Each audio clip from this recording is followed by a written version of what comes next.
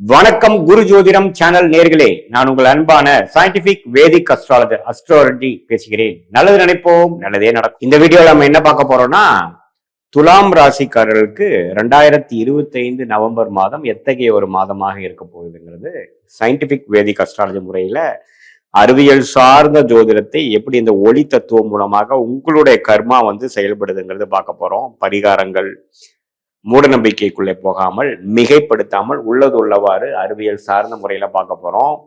இப்ப பாருங்க, துலாம் ராசிக்கு பாருங்க, ஆண்டு கிரகமாகிய குரு 9ஆம் இடத்துல இருந்த குரு 10ஆம் இடத்துக்கு அதிவக்ரமாக கடகத்தில் உச்சம் பெறுகிறார் நவம்பர் முதல் வாரத்திலிருந்தே. அதே சமயத்தில் சனி 6ஆம் இடத்திலே நீடித்திருக்கிறார். 5ஆம் இடத்தில் ராகுவும் 11ஆம் இடத்தில் கேதுவும். குருவின் பார்வை சனிக்கு கிடைக்குது, ராகுகளுக்கு விலகுகிறார். இப்படி இருக்கக்கூடிய ஆண்டு கிரகத்தின் பயிற்சி சஞ்சாரங்கள் பார்த்தீங்கன்னா துலாம் ராசிக்கு நல்ல ஒரு அமைப்பு தான். ஏன்னா என்னதான் 9ஆம் இடத்திலிருந்து ராசியை பார்த்தாலும் 10ஆம் இடத்துக்கு மாறினது புதன், சூரியன், செவ்வாய் அப்படிங்கிற கிரகத்தை 5ஆம் பார்வையாக பார்க்கிறார் அப்படிங்கிறது விசேஷம். ஏன்னா 7ஆம் இடம் என்று சொல்லப்படுகிற பங்குதாரர், மனைவியா இருந்தா கணவர், கணவனா இருந்தா மனைவியை குறிக்கக்கூடிய அந்த செவ்வாய் கிரகம் ஆட்சி பெற்று குருவின் பார்வை, உச்ச குருவின் பார்வை பெறுவது நல்ல ஒரு குடும்பத்துக்கு, உறவுக்கு, சகோதரத்துக்கு, பங்குதாரர்களோட உறவுகளுக்கு, கொலீக்ஸ், கஸ்டமர்ஸ் போன்ற ரிலேஷன்ஷிப்க்கு ஒரு நல்ல அமைப்பு. வண்டி, வாகனம், இடம், வீடு போன்ற விஷயத்துக்கு ஒரு நல்ல அமைப்பை கொடுக்கக்கூடிய அமைப்பு. சுக்கிரன், செவ்வாயின் சஞ்சாரங்கள் நன்றாக இருக்கிறது. அதே சமயத்துல ராசி அதிபதியாகிய சுக்கிரனே ராசிக்குள்ளேயே இருக்கிறார். அதுக்கப்புறம் கடைசி வாரத்துல 2ஆம் இடத்துக்கு குரு பறவை வருவது குரு பறிவு வருவது அருமையான ஒரு அமைப்பு. நிதி புலக்காட்டங்கள் அதிகமாக போகுது, பண வரவுகள் நன்றாக இருக்க போகிறது. துலாம் ராசிக்கு வரவேண்டிய பணம் இதுவரை கடந்த ஒரு 4 மாதமாக 5 மாதமாக எல்லாம் கொஞ்சம் டிலேவா இருந்துட்டு இருக்கக்கூடிய அமைப்புகள்லாம் பரிபூர்ணமாக மாறி அந்த உச்ச குருவின் பார்வை 2ஆம் இடத்தில் விழுவதனாலே கொஞ்சம் பண வரவு கொஞ்சம் நல்லா இருக்க போகுது. 2025 நவம்பர் மாதம் குறிப்பா சொல்லணும்னா ஒரு செகண்ட் வீக்ல இருந்து நல்ல ஒரு அமைப்பு.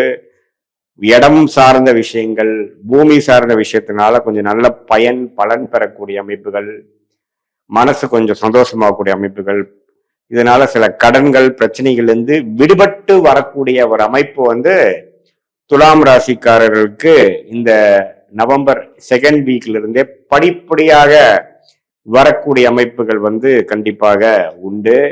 அதே சமயத்துல சுக்கிரன், சூரியன், புதன், செவ்வாய் இந்த 4 கிரகத்தோட பெயர்ச்சியும் சஞ்சாரமும் ஓரளவுக்கு நல்லபடியாக இருப்பதனால இதுவரை விரயங்களும் பிரச்சனைகளும் வட்டி கட்டி கொண்டு இருக்கக்கூடிய வியாபாரிகள், தொழில் முனைவோர்களுக்கெல்லாம் கொஞ்சம் படிப்படியா வரவேண்டிய பணம் பிரச்சனையிலிருந்து மீண்டு வரக்கூடிய அமைப்புகள் உண்டு.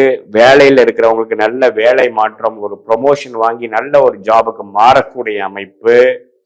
அதே சமயத்துல கடனை அடைக்கக்கூடிய அமைப்பு. உடல் உபாதைகள்ல கஷ்டப்பட்டு இருந்த சீனியர் சிட்டிசன்ஸ், வயது முதியோர்களுக்கு ஒரு நல்ல பலனை கொடுக்கக்கூடிய ஒரு அமைப்பு.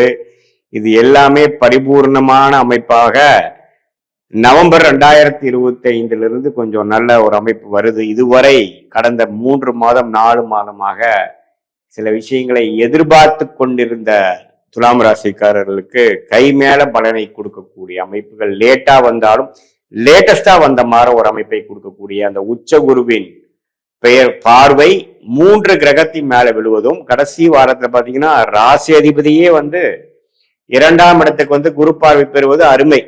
சோ நவம்பர் மாசத்துல சில விஷயங்கள் பாசிட்டிவா முடிஞ்சதுரப்பா அப்படிங்கிற ஒரு அமைப்பை, மிகவும் தேவையான ஒரு அமைப்பை, ஏன்னா பல மாதமாக காத்துக்கொண்டு மிகவும் மன உளைச்சலை கொடுக்கக்கூடிய அமைப்பை கொடுத்த இந்த கிரக அமைப்பு துலாம் ராசிகளுக்கு நல்ல ஒரு அமைப்பை, ஒரு விடுவு காலத்தை கொடுக்கக்கூடிய அமைப்பு நவம்பர் மாதம் வருவதுங்கிறது ஒரு அருமையான விஷயம்.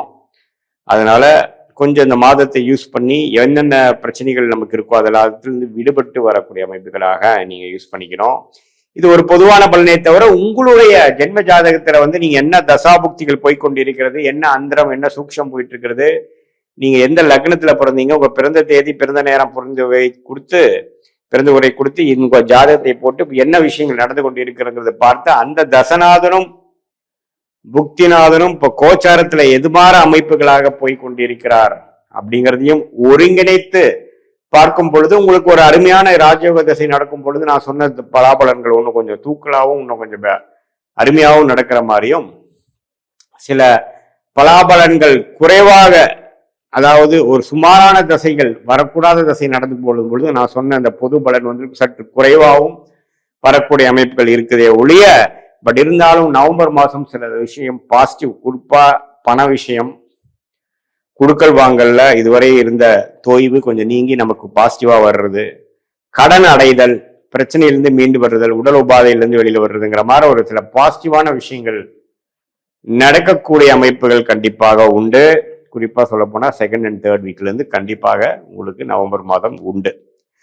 ஸோ இதுதான் வந்து பொது பலன். உங்களுடைய ஜென்ம ஜாதகத்துல வைத்து பார்க்கும் பொழுது உன்னமே துல்லியமான பலன்கள் எடுத்து அடுத்த வரக்கூடிய காலகட்டங்கள் எப்படி இருக்கு, ஷார்ட் டேர்ம் எப்படி இருக்கு, லாங் டேர்ம் எப்படி இருக்கு, இதை வந்து எந்தெந்த விஷயங்கள் உங்களுக்கு நடக்கக்கூடிய அமைப்பாக இருக்கிறது, உங்கள் கர்மாவின் அடிப்படையிலும் உங்க ஜாதகத்துல எது மாதிரி அமைப்பு நடக்கக்கூடிய அமைப்புகள் இருக்கு, வேலை மாற்றம் எப்போ, தொழிலா வேலையா, எப்போ வந்து படிப்பு நம்ம எதிர்பார்க்கிற படிப்பு வந்து நம்ம குழந்தைங்களுக்கு கிடைக்க போகுது, வெளிநாடு போகக்கூடிய அமைப்பா, வெளி மாநிலமா, அல்லது நம்ம உள்ளூர்லயே இருக்க போறோமா, இது மாதிரி எல்லா விஷயங்களும், என்ன தொழில் நமக்கு கரெக்டா வரும், என்ன வேலை நமக்கு கரெக்டா வரும், நமக்கு வந்து காம்படிட்டிவ் எக்ஸாம்ஸ் எழுதி நம்ம கவர்மெண்ட் இதுக்கு போகலாமா, பிரைவேட் போகலாமா, அல்லது ஓன் பிஸ்னஸ் பண்ணலாமா, அல்லது வெளிநாட்டில் போய் நம்ம ஏதோ ட்ரை பண்ணலாமா, அப்படிங்கிற எல்லா விஷயங்களும் உங்களோட ஜென்ம ஜாதகத்திலே பார்த்து இந்த சயின்டிபிக் வேதிக் அஸ்ட்ராலஜி முறையில துல்லியமாக பார்க்கும் பொழுது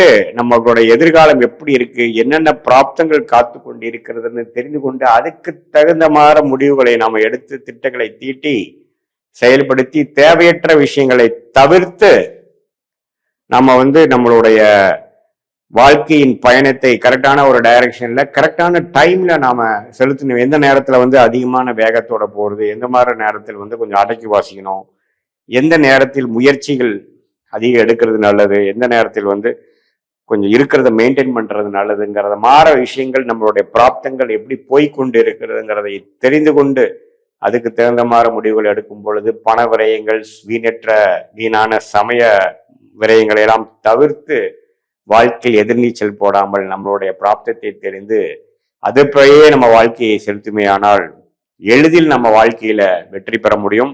சயின்டிபிக் வேதிக் அஸ்ட்ராலஜி முறையில நம்மளுடைய கர்மா எப்படி நம்மளுடைய வாழ்க்கையில் வந்து சம்பவங்களாக வந்து உருவெடுக்க போகிறது, அதில் வந்து பாசிட்டிவான விஷயங்கள் என்ன, எது வந்து நமக்கு பிராப்தம் இல்லைங்கிறத தெரிஞ்சிட்டோம்னா நம்ம வாழ்க்கையில் பாதி பிரச்சனையிலிருந்து மீண்டு வந்துடலாங்கிறத நீங்க தெரிந்து கொள்ள வேண்டும். இது ஒரு பொதுவான பலன்கிறது தெரிந்து உங்களுடைய துல்லியமான ஜாதகத்தை பார்க்கும் பொழுது உன்னுமே வந்து நம்மளுடைய எதிர்காலத்துக்கு வேணுங்கிற குறிகாட்டியாக அமையும் அப்படிங்கிறத நம்ம தெரிஞ்சுக்கணும். மீண்டும் மற்றொரு காணொலியில் சந்திப்போம். நன்றி, வணக்கம்.